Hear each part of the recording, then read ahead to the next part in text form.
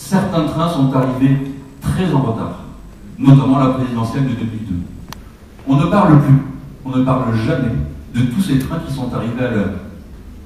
Les régionales, certaines élections présidentielles, certaines élections législatives, et il y a une image commune que j'aimerais que la profession éclairée ne partage pas, à la différence de la grande opinion ou de certains journalistes schizophrènes, selon laquelle les sondages se tromperaient tout le temps. C'est faux.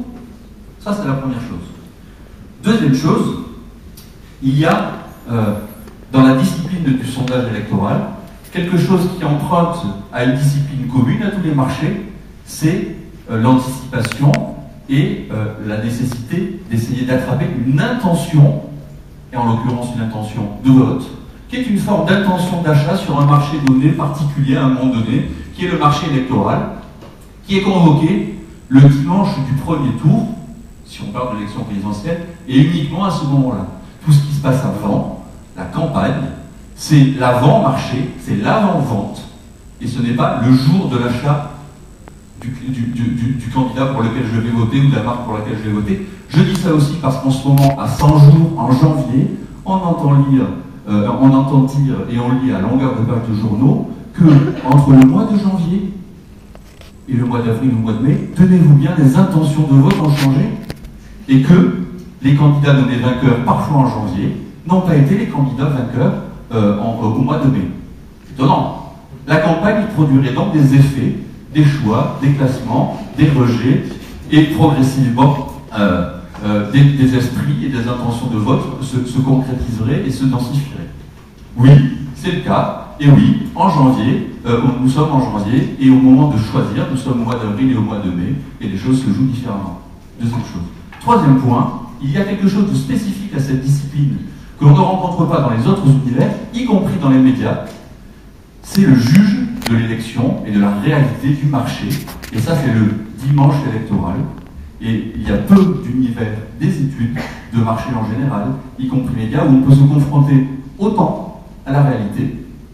Et j'aurais envie de dire, pour défendre non pas la maison TNS Sofres, mais toute la catégorie des sondeurs politiques, que vu les conditions que nous rencontrons, qui sont les mêmes que dans toutes les études, les interviewés qui sont des interviewés, des médias qui sont de piètres clients parce qu'ils achètent 300, 400, 500 euros des Kleenex sur des échantillons réduits, je trouve que l'industrie du sondage politique est assez performante.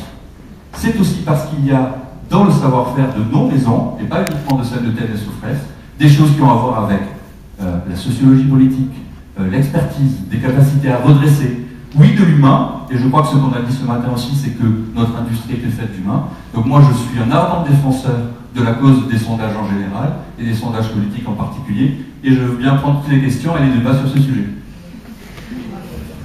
Merci de cette intervention. Je suis parfaitement d'accord avec ce thème. Pour rien, j'ai été il y a 25 ans directeur technique et scientifique de Sofres.